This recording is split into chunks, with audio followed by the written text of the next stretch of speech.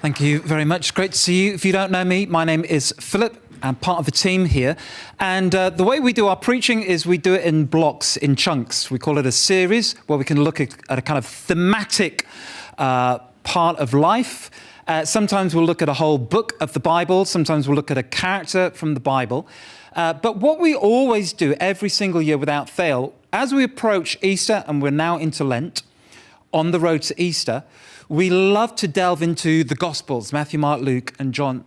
Now, for this series, we're predominantly in the book of Luke. And we love to just dig into the stories of Jesus, who he is, what he does, how he interacts with people. Because we want to, when we get to Easter, know why it's such a big deal that he died for us, that he rose again, and the difference that he makes in our lives. Now, this whole thing, Jesus eats, is really interesting. Because if you don't know anything about faith, about Jesus, about Christianity, you might be tempted to think that when God reveals himself to the world, it would be holy. That he would be this kind of holier than thou, floating over the surface of the world figure with a serene expression on his face. Actually, Jesus doesn't present like that at all. Jesus is all about the food and the drink. So much of what we see Jesus doing is over the meal table. In fact, Jesus does more in the dining room than he does in the temple, because food and eating and people drinking, parties, that's where life happens. That's where relationships spark. And that's where Jesus is, right there in the midst of this. He's right in the kind of middle of everyone's celebration and eating and drinking. True story, Jesus had a nickname from the people that were against him, that were not happy with what he did. And that nickname was the wine bibber. That's a literal King James version of the word that we have about Jesus. They said, in more modern translation, he's a drunkard and a glutton and a friend of sinners. Because whenever we see Jesus, he's always eating, he's always drinking. But it was in these meal times, in this breaking of bread, in surprising ways, sometimes with crowds of thousands, sometimes with just a couple of people, you see Jesus at his best. So tonight we're kicking off this series, and we're actually starting in the book of John, because John is this unique eyewitness view of Jesus. He sees Jesus in a way that people don't often get to see Jesus. He's the youngest disciple. He's a teenager when he follows Jesus, and he gets to see some of the behind the scenes things about the life of Jesus. And this story we're doing, it's actually a wedding bash. It's a wedding bash that happens in Cana in Galilee. And Jesus, if you don't know anything about church, if you're new to faith, if you're watching online and you're not sure about the whole Christian thing, you've probably heard of Jesus turning water into wine. And this is that incident. Now, I have brought here a bottle of wine. I got a little bit, thirsty, and so I've already started drinking it. And it's a bit embarrassing because now I look like a wine bibber. But this is a Barefoot Merlot. It is $6.99, the sweet spot of wine prices. Now, we're going to talk about Jesus turning water into wine. And it's a true kind of recollection of Jesus's ministry. It's presented as historical fact. I want you, if you've heard of Jesus turning water into wine, I want you to estimate how many of these bottles did Jesus produce for this wedding party. Anyone want to hazard a guess? How many bottles? 100, 500, 2,000, 6, 900. All right, well, we'll come back to that because we're going to read it in the passage. And in fact, if you read it in the passage, do some quick maths, you'll be able to work it out. So this is the passage recorded by John. It says this: on the third day, A wedding took place at Cana in Galilee. Now that thing, the third day, that's a little Easter egg. If you've heard about like the Marvel films where they put in little Easter eggs, oh, look, there's a shield with a little star in it. I wonder if that's telling us anything about Captain America. I'm a Marvel nerd, and that's an Easter egg that I picked up on. Not everyone picks up on these, but they're little kind of things thrown into the narrative. Well, John throws in this Easter egg. On the third day, nudge, nudge, wink, wink. And all the people who know how the story ends knows that another great thing happens on another third day, the resurrection of Jesus. And he's saying, actually, this was a third day after the events in chapter 1. But it's important because it's kind of a little Easter egg that says, this is about what Jesus does in his resurrection kingdom. This is about how God's plan for humanity that is out there in the future is breaking into the right here and now. On the third day, you're going to see a bit of God's resurrection forward to come, life after, kingdom breaking into the here and now. So it's the third day, wedding in Cana. Jesus' mother was there, and Jesus and his disciples had also been invited to the wedding. When the wine was gone, Jesus' mother said to him, "They have no more wine." Now, this is a big deal. This is a big deal because in the Jewish times, the wedding was such a big, huge event that happened. You would have the groom coming down to meet his bride, and he would come at night with this great big torch procession, and all the people banging drums and dancing and rejoicing, and the tambourines, chaka, chaka, chaka, chaka, chaka, chaka, chaka. And they would come with the torches and the tambourines, and they would gather the bride up, and they would take her to the groom's home that he'd prepared for her. And then they would have the ceremony, and then they'd have a wedding feast. It would last up to 7 days. And they would provide eating and drinking. And the first time that we see Jesus in his ministry, he's at a party, eating and drinking. Now, the fact that the wine runs out, this is a big, big deal for first century Jewish culture.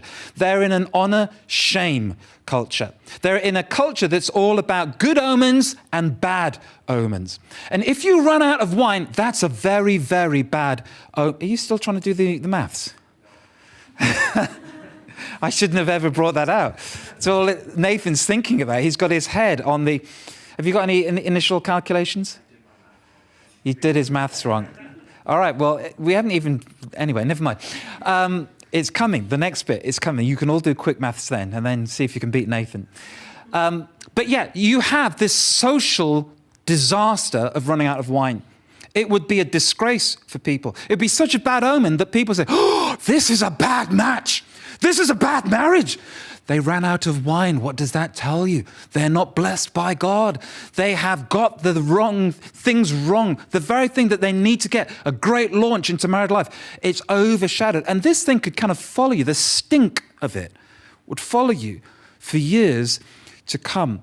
In fact, there's even historical instances that we know where people actually sued a couple for the wine running out at their party. Litigation could ensue for your wine running out. And so Mary, Jesus' mother, is there. Maybe she's Aunt Mary. Maybe she's just a great local friend. But for whatever reason, she's somewhere behind the scenes. And although no one knows what's happening on the outside in the party, they're all just still laughing and drinking. Mary sees this is disaster. This is so bad for this poor couple. Jesus, you've got to do something. So she tells him they have no more wine. "Woman," Jesus says, "why do you involve me? My hour has not yet come." Now, again, when Jesus says "woman" to his mother, I mean, if I did that to my mother, who's probably watching right now on the live stream, I would be in so much trouble. I would be slapped so hard. You don't call your mother woman. But actually, for Jesus, it is this tender, intimate nickname.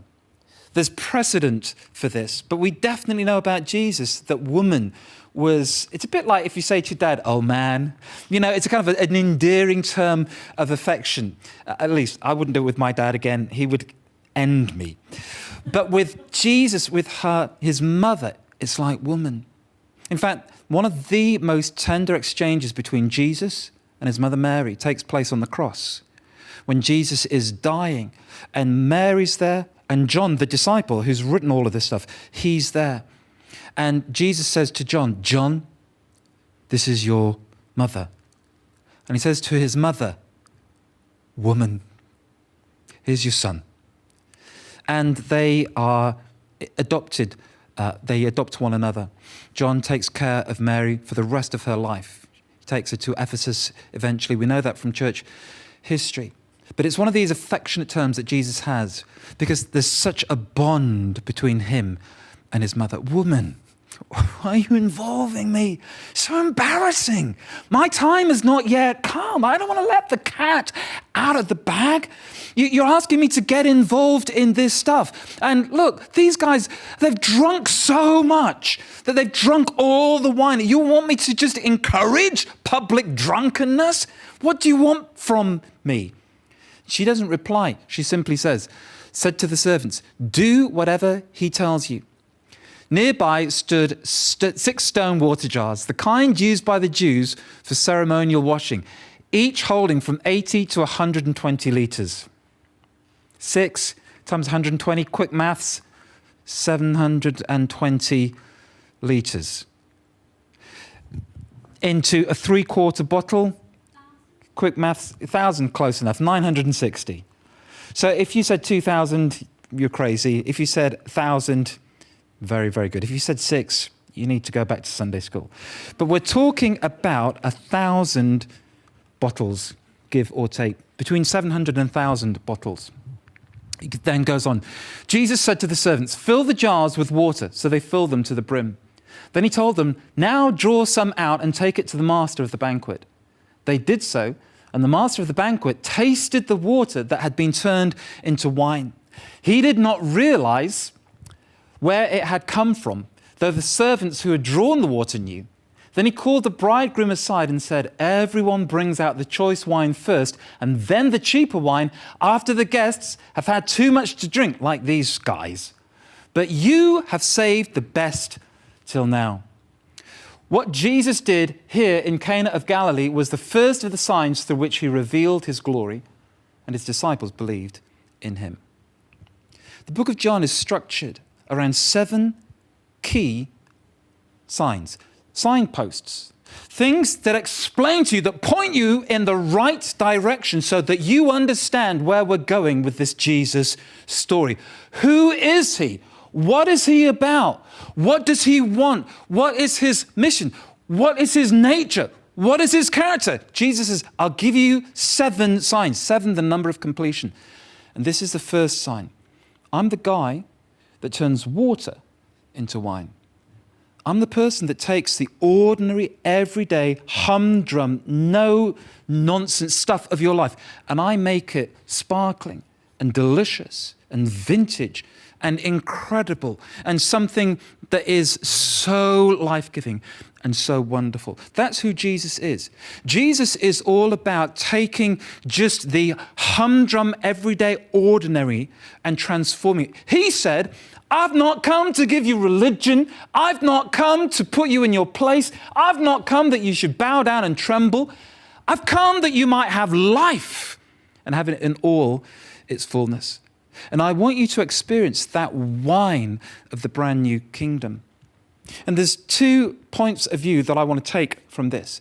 First of all, there's the point of view of the people that Jesus is speaking to. So Mary and the servants. And what they have is they have a posture of intimate trust. Intimate trust. That thing with Mary, with his mother, where she says to him, they've got no more wine. Can you do something? And Jesus says to her, look, it's not my time. It's not my place. This is not my plan. This is not my will. This is not what I was intending to do. I'm trying to keep a low profile here. I'm just a guest at a wedding, and I don't want to stir the waters too much. I've got my plans. But Mary says, listen, this is what I'm asking, and remember who's asking. I'm your mother. I know you, and I love you, and I'm asking you to do this. And because of that, Jesus has no choice but to answer her request. If you don't know about prayer, or if you're new to faith, or even if you're someone that has faith, but you've always struggled with prayer. Maybe you find prayer a difficult thing. Maybe you find it like one of those things that you feel guilty that you don't do more often, but you struggle with it. This is probably one of the best pictures of prayer that I can give you. It is a woman going to Jesus and saying, do this, please, because I'm asking you. I have been a Christian for all of my life, give or take. And over all this time of just longing to know Jesus more, to be close to him and to discover him more, I feel like now I'm in a place where I'm experiencing more of Jesus and more of his reality, perhaps than I've ever done. And the times that I have each day just in prayer, I'm pushing not just into this is my request, these are the things that I want, here's my list, but into more of contemplative prayer, being quiet in the presence of God, just trying to get close to Jesus, get a glimpse of Jesus, giving myself enough time and space to be in the presence of the Master. And you find that it changes the way that you pray, because no longer is it a shopping list of all these requests that I have of God, and I tick off the list one after the other. Now it becomes this kind of intimate, trusting thing. I was just, I was on a little bit of a prayer retreat a few weeks ago, and I was walking.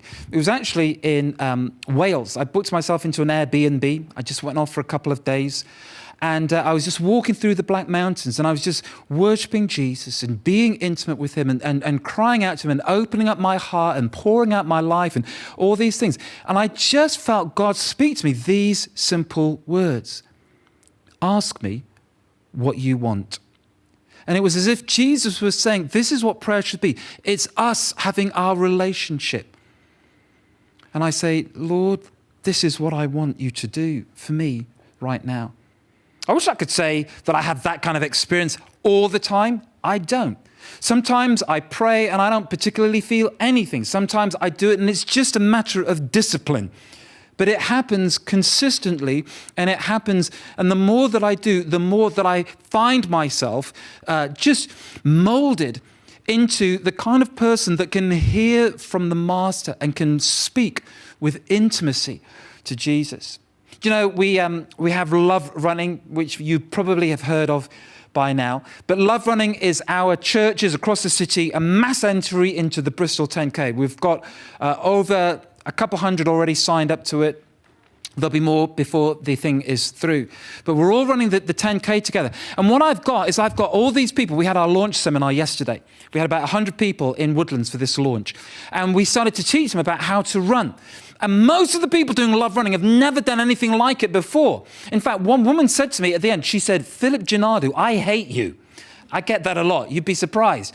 And I said, well, thank you very much. Thanks for coming. He said, no, I would never have done this kind of a thing, but because you've said this and you've motivated us to run for trafficked people and the needs of the city, I'm going to do it, but I'm not going to enjoy it. And I said, listen, I'm so glad that you have done that. And it's very kind of you to say that you hate me. But listen to me. As you practice and as you train, you'll become more and more able. And you'll be amazed what you can do in 3 months' time when we run that race together. And it's the same with prayer. It's the same with intimacy with Jesus. The more that I'm practicing the presence of Jesus, the more that I'm giving time, consistent time. For me, it's an alarm that's set in the morning. It's a commitment to not read any social media, not go onto the news websites, not play any games. I'm addicted to chess right now. If anyone wants to play me, I'll see you on chess.com. I shall take you down. But it's a commitment not to do any of that stuff. I just want to be in the presence of Jesus. And as I'm in the presence of Jesus, it's the best part of my day. And I can say, Lord God, will you do this? Because I'm asking you. To have that relationship, that Mary relationship with Jesus is the gold standard. That's what we're looking for. But also, it's how the servants have this trust. These 6 stone jars, they are filled, and Jesus says, fill these up. The servants come, and they fill them to the brim. We don't know why we are doing this. This is used for bathing. Why are we doing this? It's a party.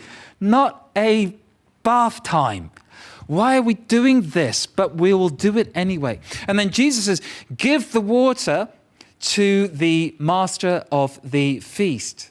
They're like, why are we doing this? This is disgusting. This is like toenail water.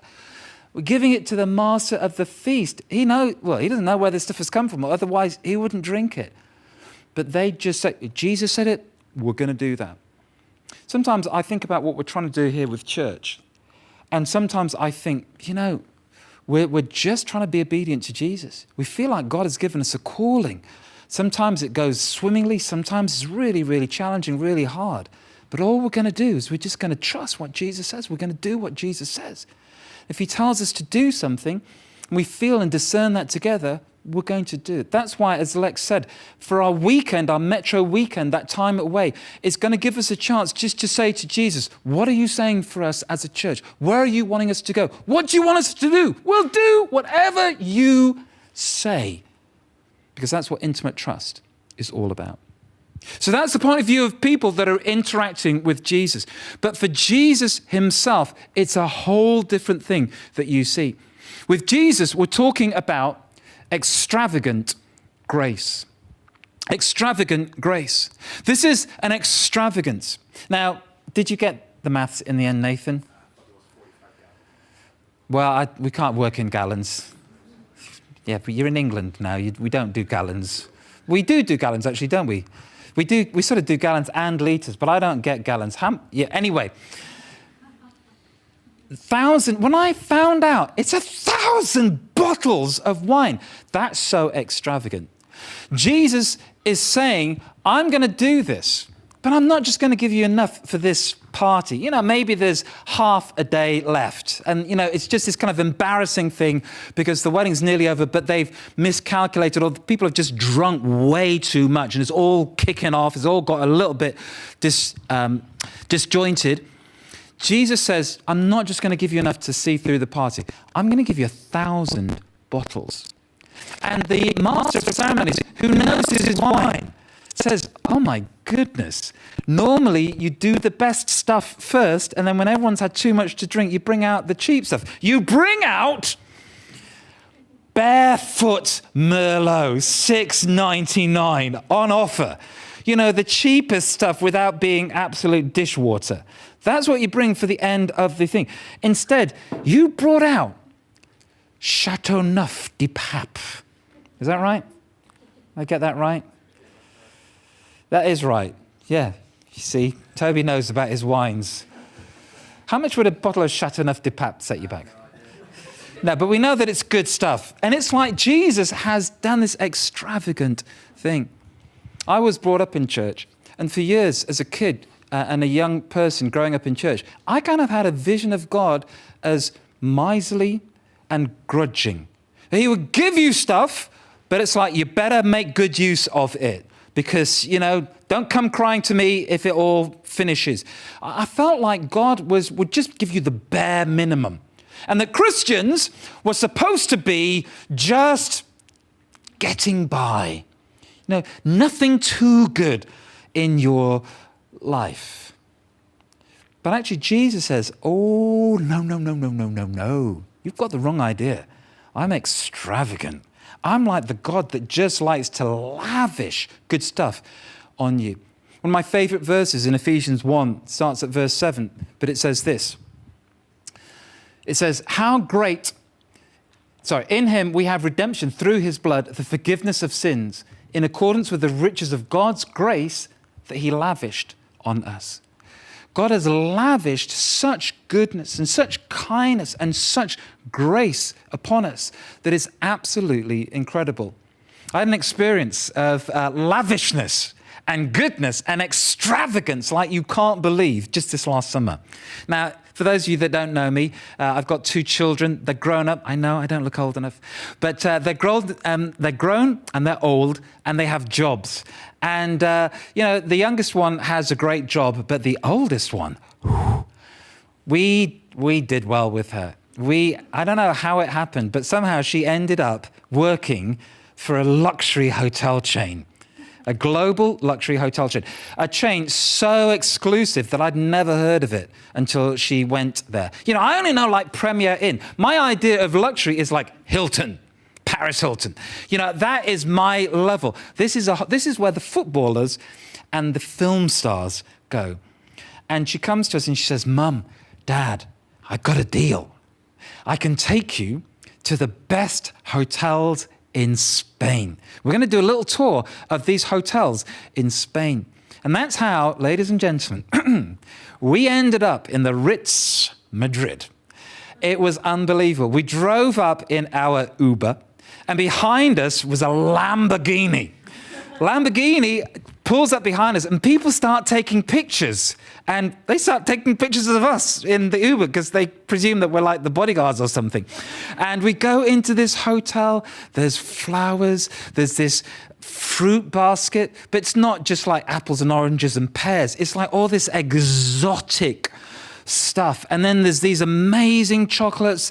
There's all these cakes. There's a little note that's been laid out for us, handwritten, welcoming Mr. and Mrs. Gennaro. We're so pleased to have you in the Ritz. They don't realize we have no money. In fact, we stayed there for 3 days, and at the end we said, thank you very much, it's a great stay. We have no money. We ran away, and we got away with it. But while we were there, we were just lavished with this unbelievable extravagance. I mean, I can remember going up to the roof side, and there's this infinity pool looking across the whole city, and someone comes and scurries up to you and brings you like an ice box with all these beautiful drinks in. It's all on the house.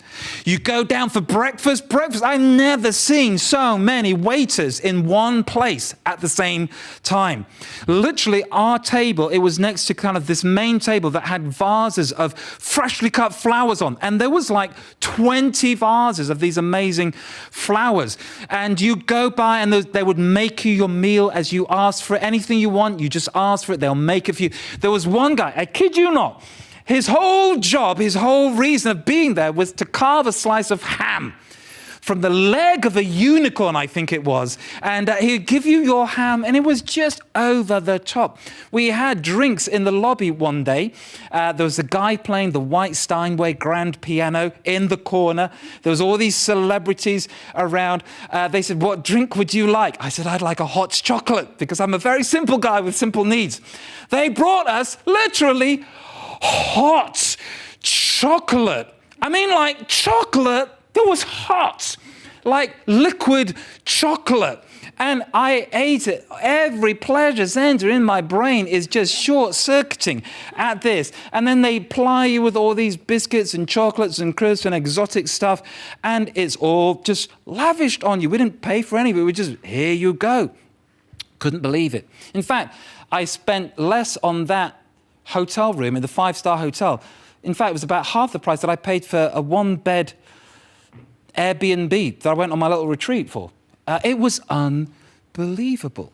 And you're just lavish. It's just so extravagant. And Jesus says, that is what I'm like as a God. I'm 5-star treatment. I'm a God that loves to give you good things. And the best thing about this whole incident is that the people who were affected, they didn't know anything about it. Why? It was because a woman with a relationship with Jesus spoke to Jesus on their behalf.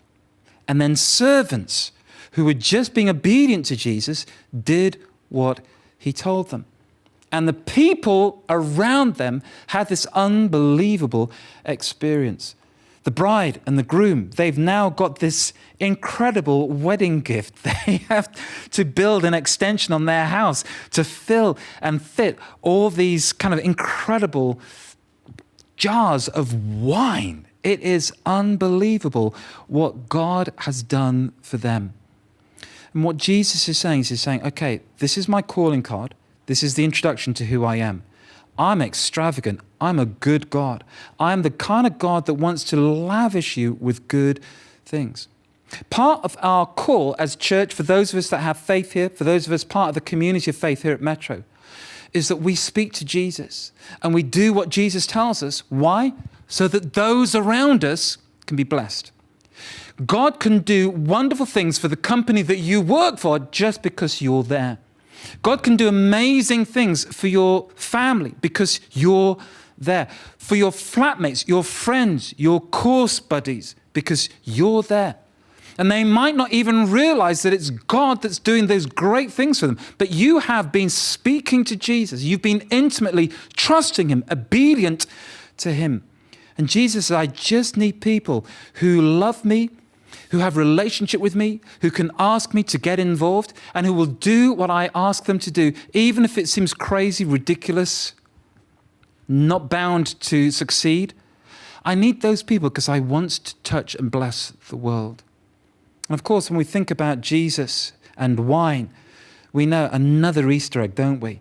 That wine always symbolizes his blood.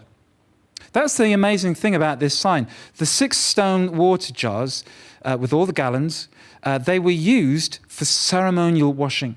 They were used in a religious system that said you're unclean, you're unholy, you're dirty, you need to change. You need to be cleansed and cleansed and cleansed again and cleansed again. But Jesus is saying, I'm transforming all of that, and I'm going to turn that ceremonial purification rite into an extravagant flowing out of my blood that gives forgiveness for sins once and for all, that makes you whole and makes you clean. You get all of that from me. So this first episode in the series Jesus Eats is all about introducing Jesus as a person who transforms the ordinary into the extraordinary, as a God who's not just tight-fisted and begrudging, but who lavishes 5-star amazing grace upon us. I'm not saying that it's going to be hotels and Lamborghinis. For most of us, it's not going to be that. But there's a blessing that we have spiritually in Christ. And one day, on that third day kingdom, when it comes and we get to have the wine of the new kingdom and we get to feast and enjoy with Jesus, there is grace and there is a lavish, extravagant gift that we cannot possibly comprehend out of our comprehension. And that is the promise of Jesus' kingdom. We still have pain, we still have suffering, we still have challenge. But one day we will have the fullness of his kingdom. And Jesus is saying, look, this is who I am all about. I'm all about the best new wine. A supernatural, miraculous wine that you can experience and enjoy. So here's our big idea. Water into wine is a resurrection sign of God's kingdom, where Jesus lavishes extravagant grace upon us. As we develop an intimate trust in him, he'll use us to bless the world around us.